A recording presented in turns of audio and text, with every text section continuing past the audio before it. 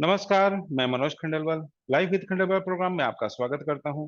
आप लोग देख रही हैं सीईयू कायरो के यूनिट नंबर 3। और इसमें हम लोग डिस्कस कर रहे हैं साइटिका पर। यहाँ पर जो साइटिका या सियाटिका जो भी कह लीजिए आप, उसके जो भी क्लास है उसके खास मायने हैं, मैं आपको बता देता हूँ। खास मायने इसलिए है क्योंकि इसमें हम वो सारी चीज कवर कर रहे हैं जिससे आप ऑर्थोपेडिक सर्जन से लेके न्यूरोलॉजिस्ट तक बात कर सकें, उनके द्वारा दिए गए पेशेंट को उनके ढंग से भी और अपने ढंग से भी देख सकें। ये प्रोग्राम भारत का नहीं बल्कि पूरी दुनिया का इस विषय पे सबसे बड़ा प्रोग्राम है, जिसमें हम आपको जो चीज सिखा रहे हैं कि पेशेंट जब कदम रखेगा आपके क्लिनिक पे, या उसका जब कॉल आएगा कि मुझे दर्द हो गया है डॉक्टर साहब एक बार होम विजिट कीजिए, क्योंकि ऐसे पेशेंट आपके पास शुरुआती दौर में तो आते ही नहीं है, तो आपको होम विजिट ही करना पड़ता है। एक्यूट केस के होते हैं, दो प्रकार के केस होते हैं, तो दोनों केस हम इसमें लेके चल रहे हैं, एक्यूट वाले भी और क्रॉनिक वाले भी। फिर उसमें हम आपको क्या लेकर चल रहे हैं कि क्लिनिक कैसे चलाना है। क्लिनिक चलाने के लिए कुछ गुण होने चाहिए, कुछ गुण सूत्र होते हैं, कुछ फार्मूले होते हैं, कुछ तरीके होते हैं।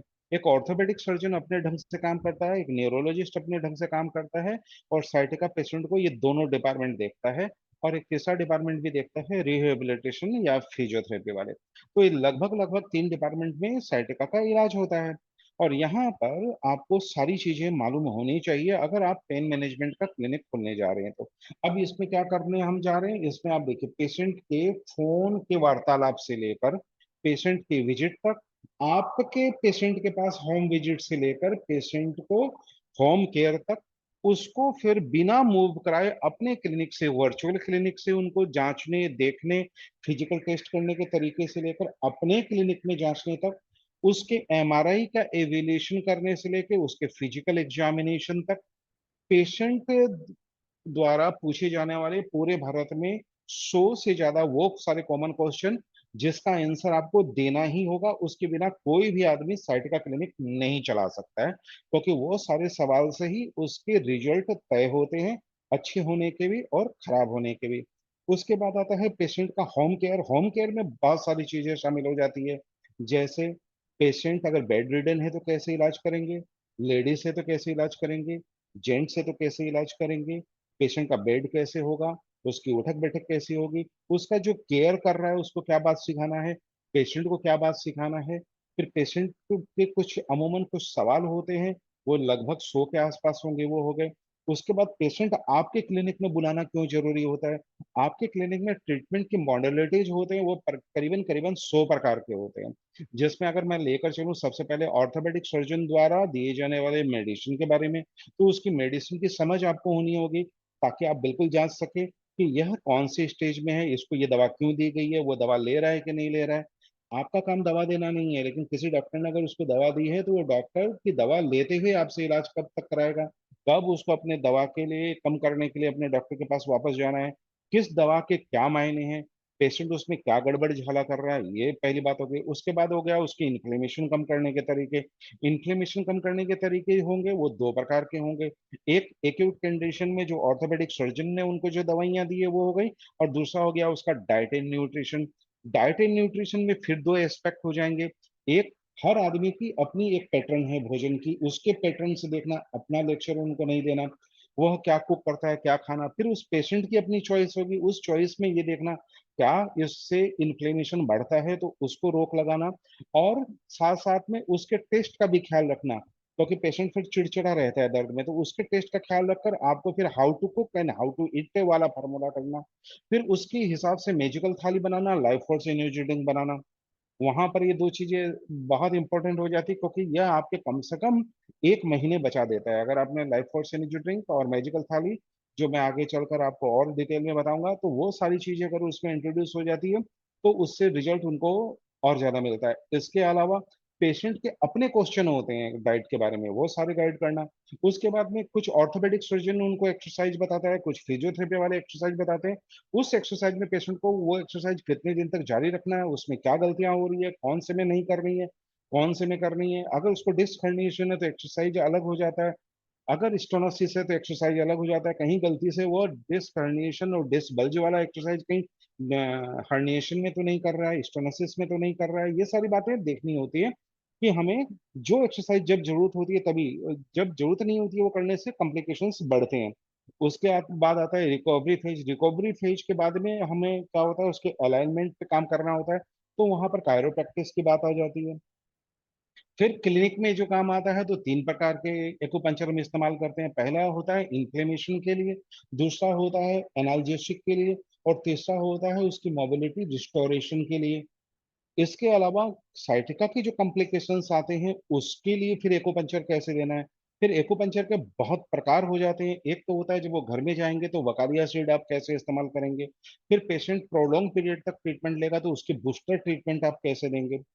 प्लस पेशेंट को क्लिनिक में ट्रीटमेंट देंगे तो उसका टीसीएम से कैसे देंगे।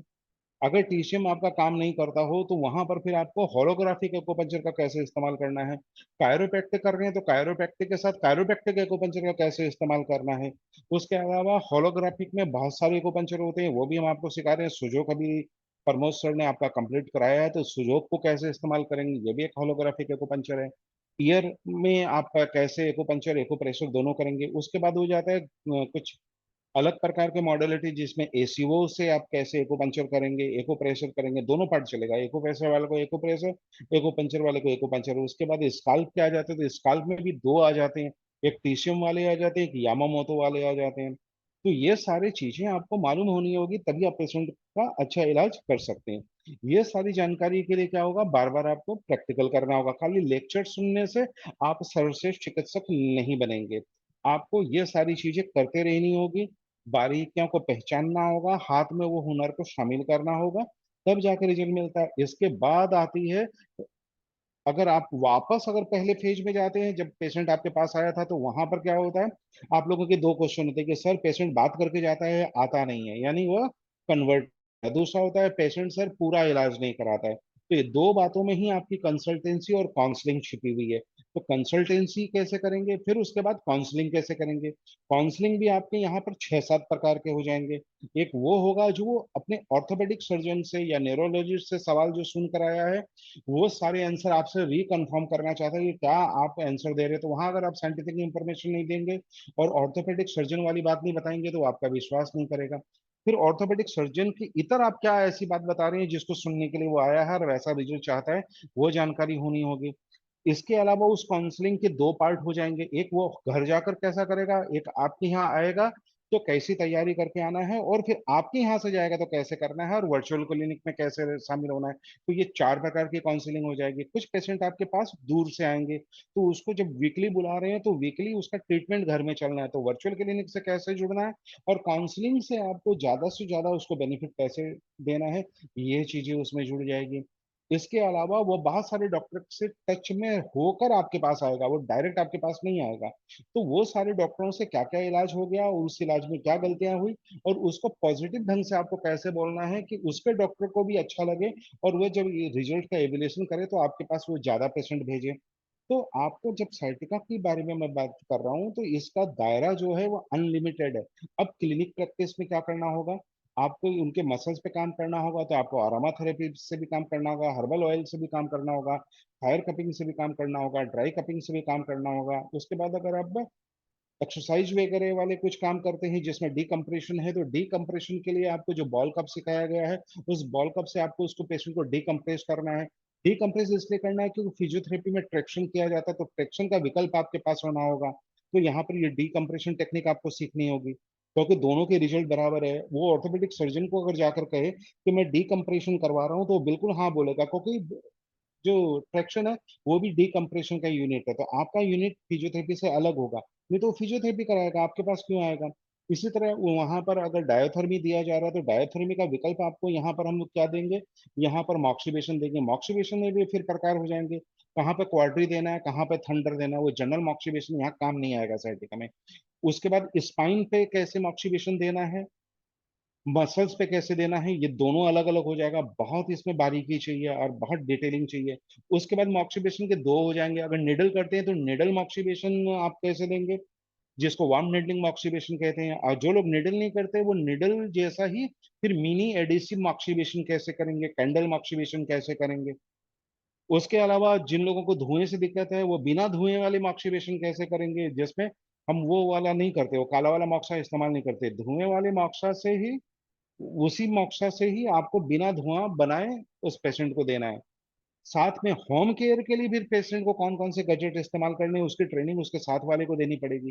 कौन कौन से एक्सरसाइज आप उनको बता रहे हैं वो प्रॉपर कर रहा है नहीं कर रहा है, उसका एनालिसिस करने के लिए फिर आपको वर्चुअल क्लिनिक में शिफ्ट होना होगा, वहां से पेशेंट का मॉनिटर करना होगा। नहीं तो पेशेंट चाहता है जो काम करे वो डॉक्टर करे, वो कुछ नहीं करेगा, वो कह देगा हम करके आए। इसलिए मॉनिटरिंग बड़ी जरूरी होती है, क्योंकि लंबा चलता है ट्रीटमेंट। इसके अलावा क्या होता है, एमआरआई के बारे में आपकी पकड़ बहुत जबरदस्त होनी होगी, क्योंकि एमआरआई के कुछ टर्मिनोलॉजी है जो आपको मालूम होने होंगे, क्योंकि पेशेंट पूछ लेगा सर इसका क्या मतलब है, एक बार एमआरआई देखकर बताइए। तो आपको उसमें वहां पर बिल्कुल देखो कि वो चार पांच लोगों को एमआरआई दिखा के आया होगा, तो आपके सामने वो एमआरआई पे वो देखना चाहेगा कि आप प्रॉपर उस जगह जा रहे हैं कि नहीं जा रहे हैं, वो ऐसी बात बोल रहे हैं कि नहीं बोल रहे हैं जो चार पांच लोगों ने बोला। आपकी बात अलग नहीं होनी चाहिए, तो वो जानकारी भी आपके पास होनी चाहिए। वो बड़े साधारण ढंग से मैं आपको सिखा दूंगा। कुछ लोग फिर जो सवाल आते हैं वो ऐसे होंगे, सर मुझे ऑपरेशन कराना है या नहीं कराना है, क्योंकि आप ऑपरेशन कर नहीं रहे, ये सवाल उसको ऑर्थोपेडिक सर्जन से पूछना है, लेकिन वो आपसे पूछेगा। वो कहीं एक जगह उम्मीद की किरण चाहेगा कि उसको जवाब दे। फिर वो खान पान पे अगर सर ये खाए नहीं खाए, सबके डाइट हैबिट अलग हो जाता है।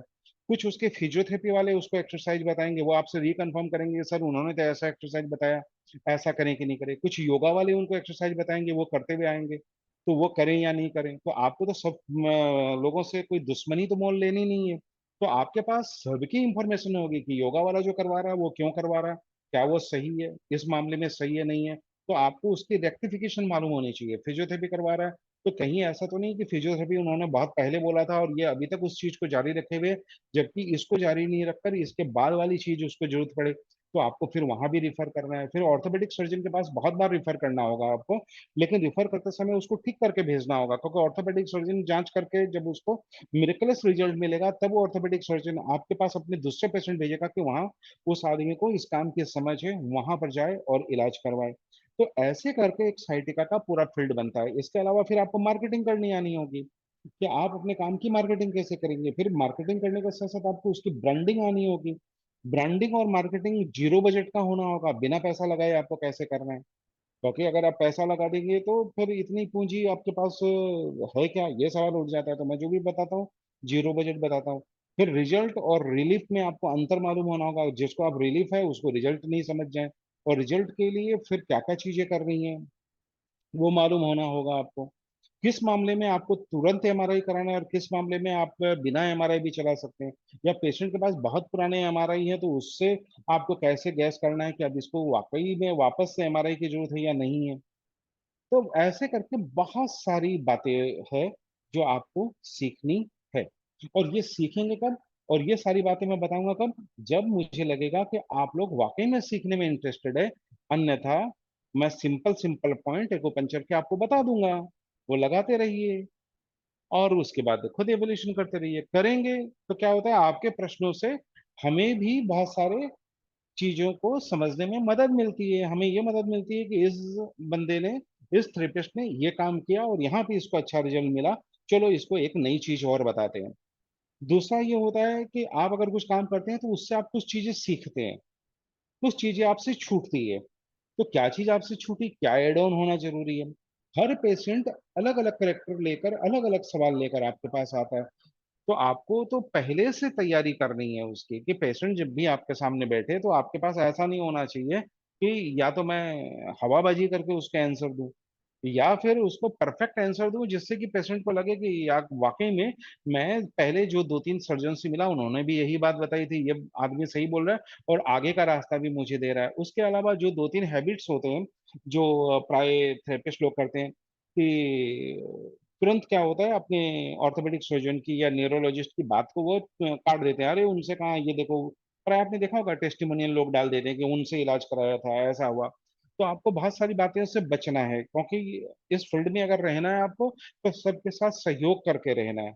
क्रिटिसाइज करके नहीं सरवाइव कर सकते आप। और क्रिटिसाइज भी एक इस ढंग से आपको कोई चीज बोलना है जिससे पेशेंट का भला हो, किसी हॉस्पिटल का या डॉक्टर का भला करने के लिए नहीं है। लेकिन डॉक्टर और हॉस्पिटल की नाराजगी नहीं होनी चाहिए, उसको लगे बंदे ने सही बात बोला है। पेशेंट को विकल्प देने की तैयारी हमेशा होनी चाहिए, कि पेशेंट के पास दो विकल्प हमेशा होने चाहिए, क्योंकि पेशेंट बहुत डरा हुआ आता है। मैं आपको बताऊं, साइटिका का पेशेंट बहुत डरा हुआ आता है, बहुत घबराया हुआ आता है, बहुत पैनिक में आता है, पूरा परिवार परेशान रहता है। कम उम्र के अगर पेशेंट आ गए तो उसको 50 प्रकार के डाउट्स हो जाते हैं कि कभी मैं चल पाऊंगा क्या, खड़ा हो पाऊंगा क्या, स्थिति पहले जैसी हो पाएगी क्या। ऐसे करके आगे चलकर डिस्कस करेंगे तो बहुत सारी बातें होती है। तो ये आपसे जो अभी इंट्रोडक्टरी मैं बात कर रहा हूँ, ये इसलिए बात कर रहा हूँ कि आप लोग थोड़ा सा चीजों को समझ ले, अपना एक दायरा जरूर समझ ले, क्योंकि जितना अच्छा आप अपना दायरा समझेंगे उतना अच्छा आपको काम करने में मदद मिलेगी। तो मुझे लगता है कि अब थोड़ा सा एक बार मैं विरक्ति लेता हूँ और आपका क्लास फिर मैं शुरू करता हूँ, आप लोगों से पूछते हुए कि क्या डाउट्स है। और इस क्लास की रूपरेखा में वन बाय वन एक एक स्टेप करके फिर मैं आगे बढ़ता हूँ। तो मैं मनोज खंडेलवाल लेता हूँ इजाजत। हमारे दो टेलीफोन नंबर है। हमारे किसी भी प्रोग्राम में शामिल होने के लिए हमारा जो कॉल नंबर है वह है 7002506486। वापस बोल देता हूँ, 7002506486। इस पर व्हाट्सएप की सुविधा नहीं है, सिर्फ कॉल की सुविधा है। एक मिस कॉल मार दीजिए, हमारी टीम आपसे संपर्क कर लेगी। और दूसरी है व्हाट्सएप की सुविधा, उसका नंबर है 9435021306। रिपीट कर देता हूँ, 9435021306। इस पर सिर्फ व्हाट्सएप है, इस पर कॉल की सुविधा नहीं है। तो आप व्हाट्सएप करके कोई भी जानकारी ले सकते हैं। तो इस वक्त हमारा जो प्रोग्राम चल रहा है वो चल रहा है बैक पेन के बाद अब sciatica के ऊपर हम फोकस कर रहे हैं, क्योंकि ये फील्ड बहुत बड़ा है और ऐसे पेशेंट को आपको हैंडल करना आना चाहिए, क्योंकि इसमें एक्यूट केस और क्रोनिक केस दोनों आते हैं। और इसमें होम विजिट और क्लिनिकल विजिट दोनों के पेशेंट होते हैं और पेशेंट बहुत परेशान होता है। अगर आपने ऐसे पेशेंट को ठीक करने में महारत हासिल कर ली तो आपको, यकीन मानिए, दुआ जरूर मिलेगी। और बहुत कम ऐसा होता है कि जिसमें पेशेंट डॉक्टर को दुआएं देता है। ये फील्ड दुआ लेने वाला फील्ड। ठीक है, तो मैं मनोज खंडेलवाल बस देता हूँ एक अल्प विराम और करते हैं क्लास की शुरुआत।